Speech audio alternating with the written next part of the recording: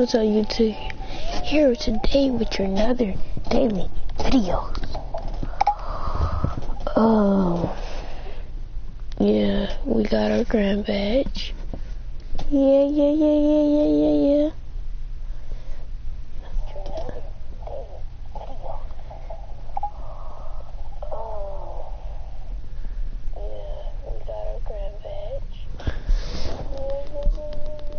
Oh my gosh, I still can't believe we were in the middle of the song. Guys, the shawties, and gotta get my 40, pull up to the party, yeah. And then we got that thing. Oh my gosh, huh? Yeah.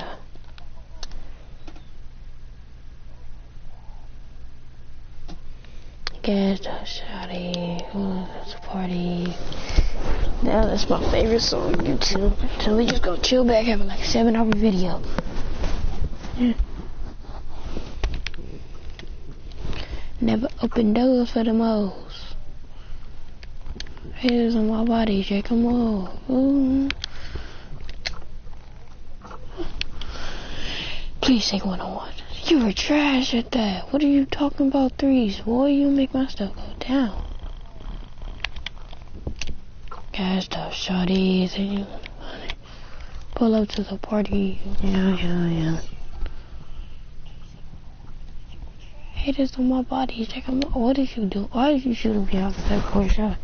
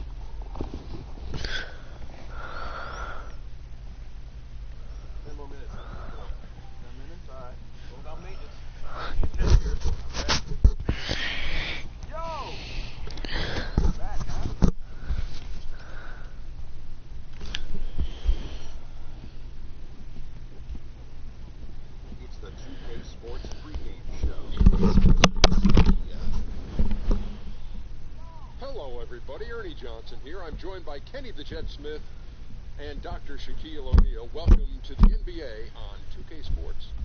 And tonight, it'll be the Philadelphia 76ers going up against the Boston Celtics in Boston. Taking a look at the Celtics, they've been playing at a high level. What a year they're having. They've run up the best record in the NBA with some absolutely flawless performances. They've been a fun team to watch over the first half of the season. And we'll get to see the #1 overall pick from the draft tonight in Ben Simmons. The guy is such a talent. I can't remember exactly where he went to school.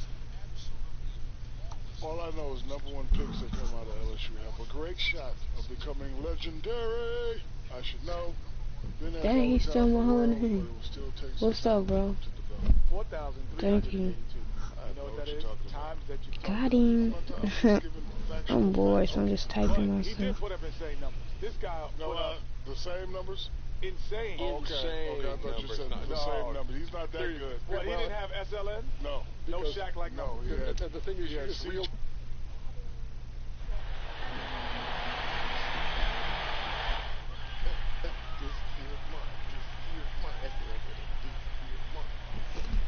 What are you doing?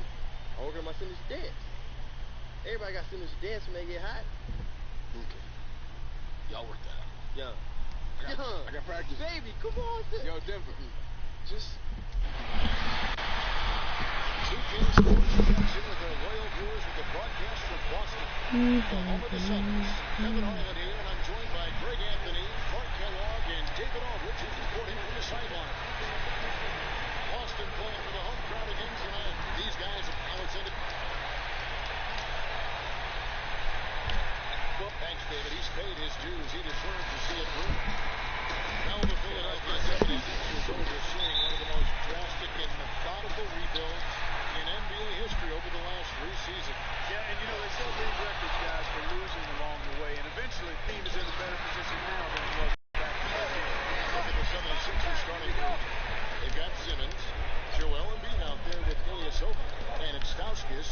two-guard spot. It's stolen by Craig. From 11 feet away, and it goes down 2 points. Perez has got his second basket. Even with high-intensity defense surrounding Perez, he makes these shots look simple. I mean, that's a gift, folks. He takes his time, stays in rhythm, and doesn't mind the pressure. He gets it in there. Here's McConnell. Here in the first, a little over a minute played so far. And stolen by Ilyasova. And Ilyasova throws it down.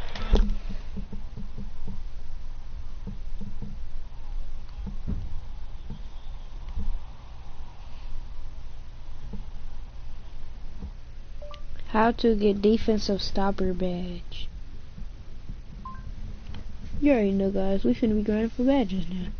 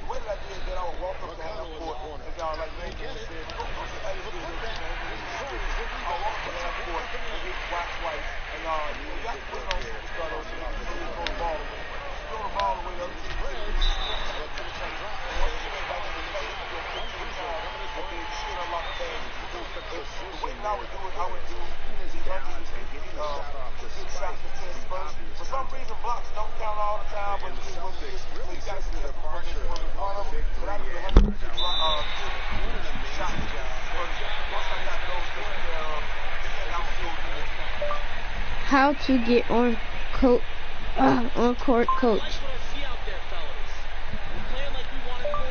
How to get on court coach. And the Celtics last season in a quote-unquote rebuild mode. Yeah, Greg, they were among the best teams in the NBA, certainly the East. Did they need to make any trades?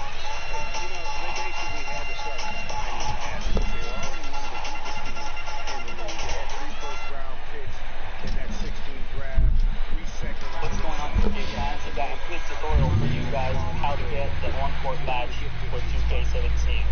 I've read and researched on how to get it, but apparently everything was a lie. None of them worked at all. And since I really wanted to get badge, I really wanted to get the badge to help myself rank faster and easier, I tried my own theory. I had my theory though. It was actually spot on. It was spot on. And so jumping really quickly. You don't need to be maxed out like what some people say. I got mine just before I got to 90 or 91.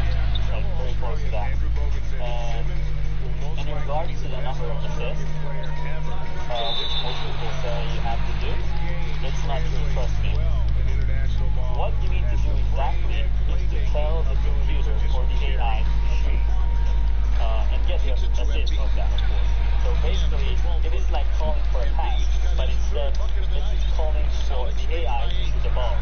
So if you look at this clip, the AI hesitated because the defense was tight. So what I did is, I spammed the square button to tell it to force the shot.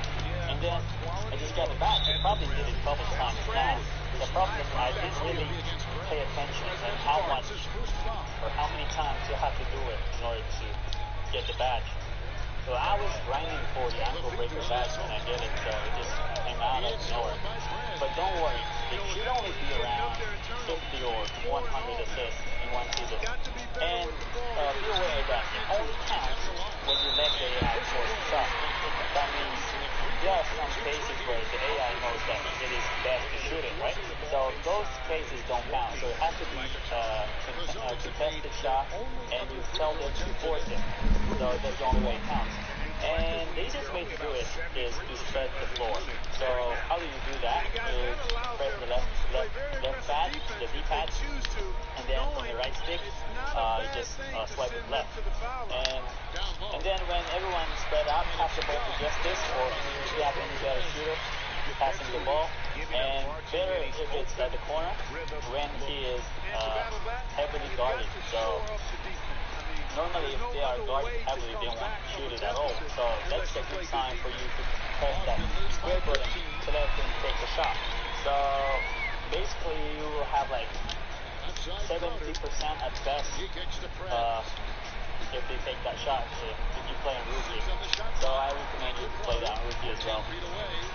That's it. That's how you get the badge. So there you have it, folks. Please don't. Getting the ball inside and attacking the paint. That's an area they have completely. We got the play 2K. Equals Sim, step back, J. Kobe's got that punch, throw it up. That's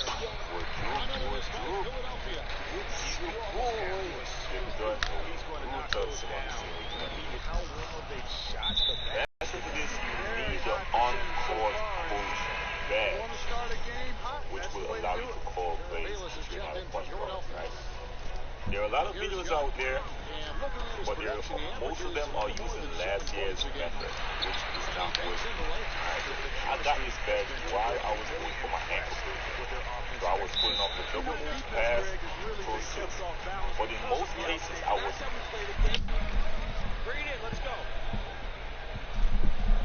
forcing my teammates to shoot by holding down their shot, but okay, holding on the Xbox One or maybe the square on the PS4, you cause your teammates to shoot when they got the ball by you commanding them to shoot the ball, right?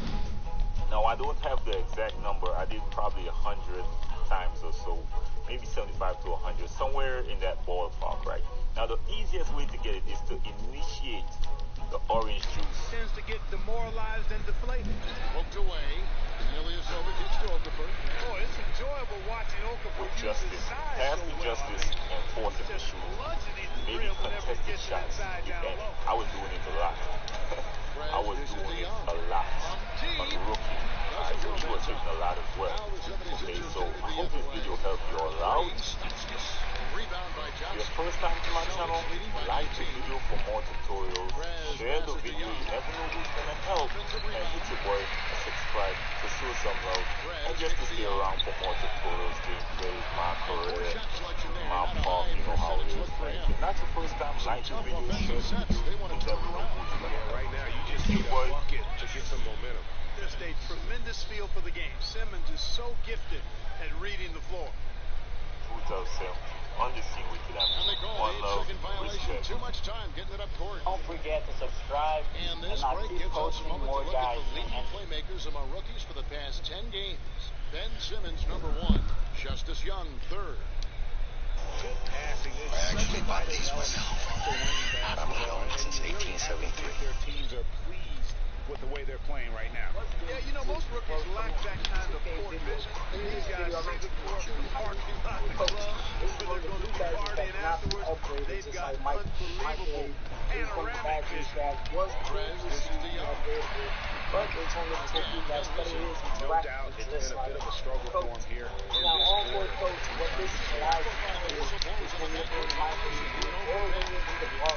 It allows you to control the computer, obviously, out of sync. But when you're in your microwave, it allows you to call plays, and you can once you call for the ball, you don't pass the ball, whatever the fuck you're doing. change here. Brown's So if you checked give in. the ball and love And to then touch for the ball, Philadelphia, Nerlens Noel comes in. even though Justice already does that, Robert Covington there's subbed in to for add Simmons. just, if you're trying to go down there, you can also set up plays. Now, the way that you unlock these bags is in the biscuit, because in previous 2K, it was, you had to max out your playmaking, and you also had to max out the jump shot or your inside skill. So you had to max out 2 different columns. And now in 2K17, it's not like that, because when you create a character like a sharpshooter or going forward, they all have different stats and fluctuating. Your sharpshooter is going to have more shooting than anything else in the game. So you got to keep that in mind. So the next thing is, we're not sure if that's how you there's no certain thing on the exact stats or way of unlocking the bags. You know, this is all speculation. But the way everybody has been unlocking the bags is through an assist. I looked at several videos and that's exactly how they unlock it. It's all through an assist out of nowhere. In this video, I already had Edge Breaker unlocked, but I was going to unlock in Dynasty. So in between getting those 2 badges, Edge Breaker is 200 in Dynasty, 300 just for using their bronze. So in between those 2 badges, I actually unlocked it. So I don't know if it's about to close the 2015 season in order to unlock the badge, but in my mind, I still feel like that process. That was 251 days. You have to either have a certain spec at a certain level, hopefully depending on what you create. Still, I feel like that has that element of it. It's not on the assist. So if you do that in mind, then you're going to put it back. But that is the end of the video. Please feel like subscribe to the comments. No change. Any of the bad videos that's going on in the loading up the top of the ball. The second chance points are a huge issue right now. They're getting steamrolled inside. Well, guys, nobody's boxing out. I mean, I could go out there and get an offensive rebound. They're just watching. The coaching staff, that's unacceptable. There's Brez. 16 points for him. He is finishing his sequence there. Brez hit the ball to Young. Working in concert. Great play all around. This is Antwerpian Stout. As a brewer, it's my favourite Guinness Stout. Up until now, it was only available in Belgium and Luxembourg, and people sought after it. We've been brewing it consistently for the last 60 years as Guinness Export Stout. Guinness and the board here in Dublin were really interested in developing a new type of brew, very specifically though for the Belgian market. 76ers able to retain possession here. Some changes. This is Ricky Rose coming at you with a 2K video.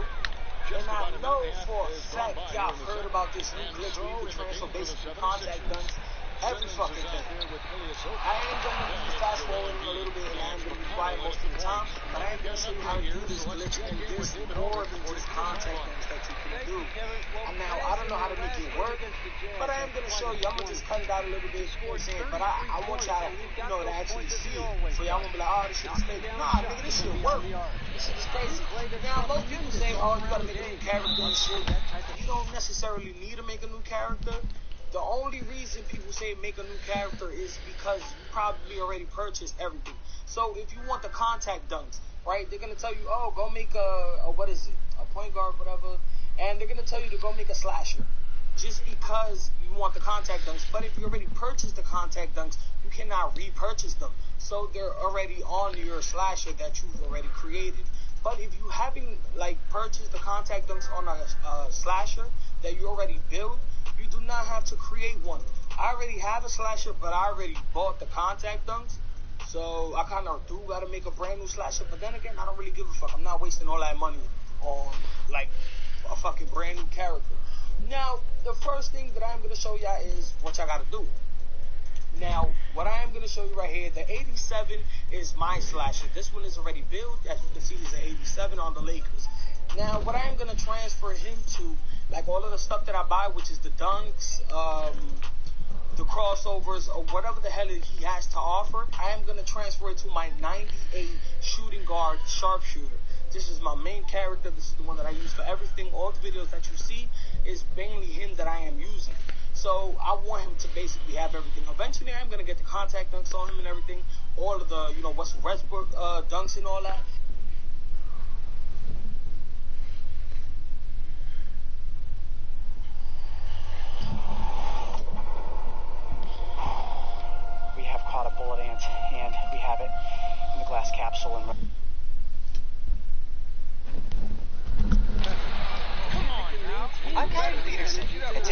talk about the worst animal bite of my life. And it happened yesterday. He bit me. Yeah, he got me good. He got my thumb.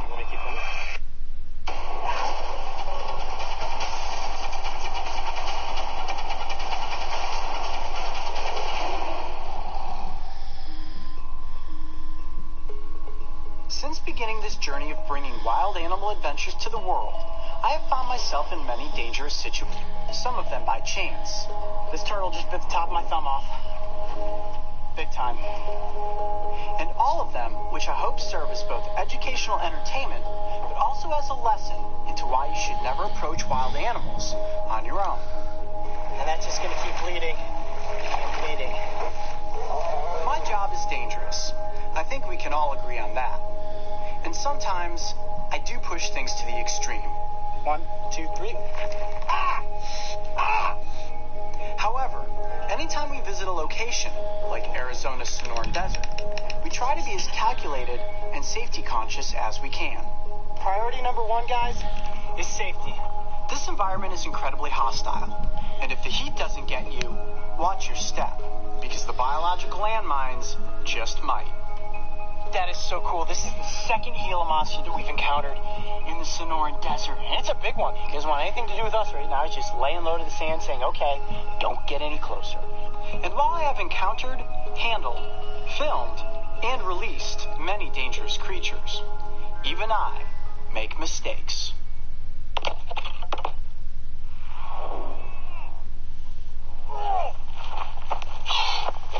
Yeah, he got me. He bit me. Sure? Yeah, he definitely bit me. Mickey thumb? Oh, yeah, he got the whole top of my thumb. He got right past the GoPro, and he got the whole top of my thumb. Just stop him. Well, yesterday I took the worst animal bite I've ever received. It happened right here, and I was bitten by the only venomous lizard in the United States, the Gila monster. And it was bad. Here's what happened. We were out here filming B-roll, walking up this wash that's on the backside here, and I spotted a Gila monster, and he was just laying right here along this log. And I said, well, we don't need an episode with the Gila monster. We've already done that, but we wanted to get close and at least get some B-roll shots. Didn't need to catch the lizard, didn't need to handle it. We got some great shots with the C100 camera, and I said, let me get a couple shots with the GoPro. He's super calm. He's just chilling out. Got close, started doing some sweeping shots over him. I think he felt cornered. I got a little too close, and literally, in a flash, he jerked his body and latched onto my thumb. Immediately, my natural reaction was to pull my thumb back extremely quickly, which I did, and that's why I have all these razor blade-looking slices on my thumb. I literally yanked my finger out of his mouth. I grabbed onto my finger the moment that I was bitten, and almost immediately, the pain from the venom started surging through my hand. Oh, my God, it burns already. It's burning really bad already. Oh, God. He turned and just spun, and I got right past the GoPro and bit my thumb. Now, I was extremely fortunate in this situation. After the bite, we consulted with reptile experts and venom experts. There's no anti-venom that you can take for a Gila monster bite. We monitored my body for hours at a time. We made sure that my heart rate was low. We monitored the swelling. We took photographs, as you'll see some of the photographs here. As the hours went by, the pain was so excruciating, I really just had to go into a mental state where I told myself, you can make it through this pain. It was the worst pain I had ever experienced, the throbbing, the squirming of my body, and of course the constant fear that is this only going to get worse, because as the venom started traveling up my arm into my shoulder, I didn't know if it was going to stop. And that's when I really started to get nervous. And it was really mind over matter at that point. The fact that I didn't go into any sort of anaphylactic shock, I knew that I was going to be okay. It was just a matter of toughing through the pain, which was, kind of like they explain, hot lava coursing through your veins. It's been 24 hours, and I feel extremely fortunate to only have a swollen and sore thumb right now. Anytime you're bitten by an animal, venomous or non-venomous, make sure that you seek a safe distance. Give it 5 feet. Zoom in with your lens and take a photograph like that. I learned the hard way, and I know from here on out, I'm certainly going to give Gila monsters the space that they deserve. I'm Coyote Peterson. Be brave. Stay wild. We'll see you on the next adventure. If you thought that was one wild adventure... Every floor in stock is on sale at Lumber Liquidators' end-of-year clearance sale. Get pre-finished hardwood from $140. I'm gonna go right first head. You ready? Whoa, watch yourself, watch yourself. Hey, he's got me.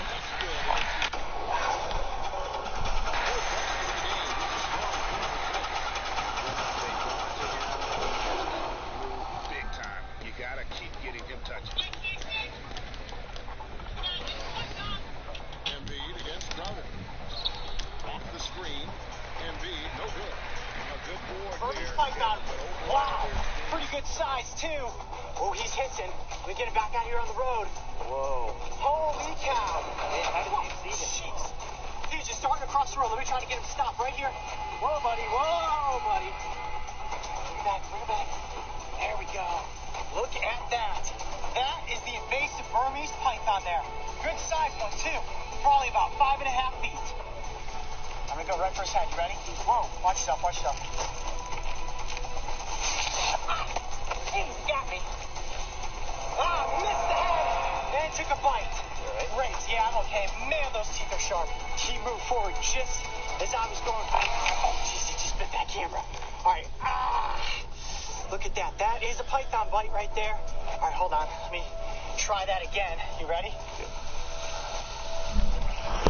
There we go. Wow, look at that mouth. All right. Good thing I've got him the second time. Look at those razor sharp teeth. Man, that's what just went right into my hand. Look at that snake. He did nail me, and that hurt pretty bad. Oh, let me get him under better control here. There we go. Here, let's move out of the wind. Let's kind of tuck into this little impasse here. Here we go. Okay, yeah. Woo! Oh, how cool is that? I didn't think we were going to see anything today. Man. It's most likely this is a snake that was born in the wild. Definitely not used to being around humans. As you can see, gave me a pretty nasty bite on my hand there.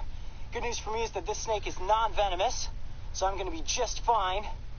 And it's no wonder that these snakes stay so incredibly well camouflaged in the environment. If I put him down in the grasses here, look at this. Just going to let his head go a little bit. Watch yourself. I don't think he's going to bite you. Don't worry. Look at that. He just completely disappears amongst the grasses and the leaves. Holy cow. All right, let me put him back a little bit there. Now, I can never recommend that you run out into the wild and just try to pick up a python like I did. As you saw, when I went for the grab behind the head, I was just a little bit short of the safe zone and ended up taking a bite. Now, I have one other time in my life caught a Burmese python out here in the wilds of South Florida. But nothing tops coming across a reptile on a day when you didn't think you would see anything. And for just a moment, the sun came out. And of course, as soon as it does, the reptiles begin to get active. Such a beautiful creature. He's got 16 points. He's played the role of the best today, too. I mean, he's caused a bunch of turnovers. And it also shows just on the side of my back. You see that? As long as he doesn't constrict around my neck, I'm going to be just fine. So this snake just bit you, and you feel comfortable doing this? I do. I feel totally comfortable at this point. Now, could he bite me again? Absolutely. Is he going to bite me again? I hope not. But I'm putting virtually no pressure on the snake's body. I'm just putting one hand after another and letting him slither over me. And he's staying completely calm. He's figured out at this point that I'm not causing him any injury. Obviously not a predator. If I was, I would be biting him. In no way is this snake feeling threatened at the moment. But every time he cocks his head back like that, I have to just give him a little bit of respect and say, okay, we do not want you to take a lunge at my face. Because that is a set of teeth that you do not want to get tagged by in the face. Wow. Unbelievably beautiful. I love coming across any sort of snake out here in the wild, even if it is an invasive species. You just have to appreciate those moments that you interact with nature and truly get up close. I'm Coyote Peterson. Be brave. Stay wild. We'll see you on the next adventure. Because the snake is invasive, we could not release it back into the wild. It was given to a research group and will be used as an educational ambassador. If you thought this was one wild adventure, check out the time I was chomped by another Florida invader, the Cuban nightingale. And don't forget, subscribe to join me and the crew on this season of Breaking Trail. Ouch. Wow, those teeth are super sharp.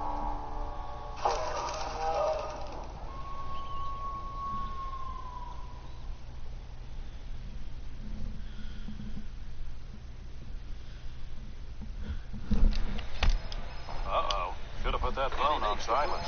Luckily, J2's track himself clean. Brilliant. Just has such remarkable initiative and moves well without the ball. Hey guys, Coyote Peterson here.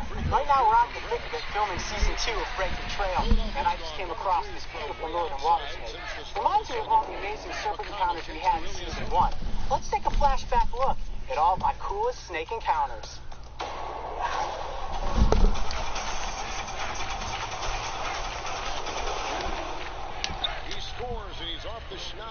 Looking back on the incredible adventures of season 1, it's crazy to think about how many snakes we encountered. Whoa. Stop. You got a rattle? We came across a handful of adorable baby snakes. There were angry medium-sized snakes. And the typical signs of aggression. He's trying to bite me right from the start. Snakes at night. All right, it's a water moccasin. And snakes in the day. One thing I don't ever recommend you do is stick your hand into a hole after a rattlesnake. Snakes in trees. And snakes in the water. Venomous snakes, some with a serious dental arsenal of danger. And then, of course, giant snake invaders that were as friendly as could be. Okay, she's kind of close to my face right there.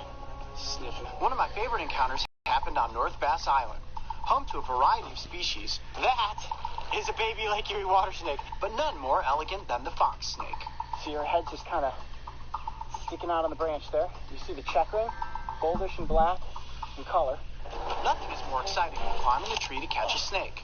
Okay, I didn't want to get much further off the branch than that. Ow. And that's how you scale a tree to catch a fox snake. And the good news for me is that this species is one of the friendliest on the island. And while North Bass is not home to any venomous species, there is a certain snake that does not want to be bothered. There's one. There's absolutely nothing I love more than running after and diving for a water snake. There we go. That's a pretty good sized one right there. That is the Lake Erie water snake. And the typical signs of aggression, he's trying to bite me right from the start. Wow, that is a good... Ow, jeez. Yeah, he just took the tip of my finger and sliced it open. Okay, hold on. Let me try to get him under control a little bit better. I'm used to being tagged by water snakes, and I'm sure some of you are cringing, but trust me, it looks a lot worse than it really was. From islands to the outlands of Arizona, snakes are everywhere. One of my closest encounters happened dark one night deep in the desert. Check this out, guys. Fantastic. This is the sidewinder, one of the iconic species that lives here in the Sonoran Desert. This is the smallest rattlesnake species that you can encounter out here, and they are also known as the horned rattlesnake. I absolutely love the way sidewinders move, as long as they don't move too close to my face. Look how beautiful that snake is. Holy moly.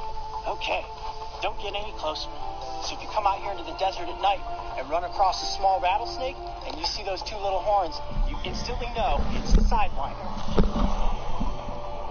The best Arizona snake find was actually the work of Breaking Trail director Mark Lively. Oh, hey guys, there's a snake over here. What? No, that's it.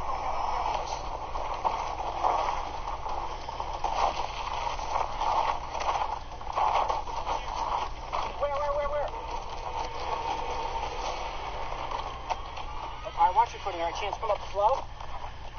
Oh, yeah. That is a western diamondback rattlesnake. Priority number 1, guys, is safety. I want to get that snake out of there. I want to be as careful as I can. He's basically sensing a couple warm body masses. He says, okay, this is not prey. These are potential predators. After getting this big boy out of the rocks, we got the surprise of our lives. You come across this guy in the Sonoran Desert, you step back and give it respect. Does he have double fangs? Holy cow, he does. Double fangs. Didn't see that one coming. Now, rattlesnakes are constantly replacing their fangs, so one of these sets is getting ready to drop out, and then the new set will be in place so he can go out there and hunt for his dinner. Whether by the light of day or the headlamps of night, snakes to be everywhere. So night herping is when you're actually out looking for reptiles. Herpetology is the study of reptiles, so kind of the same term is night herping. And you know, Francis... Stop, right there. Get up. rattlesnake. This is one of the coolest snakes here in the Everglades. This is actually also the most venomous snake we could have encountered tonight. Personally, I seem to have the best luck searching out serpents on sunny mornings after a late-night rainstorm.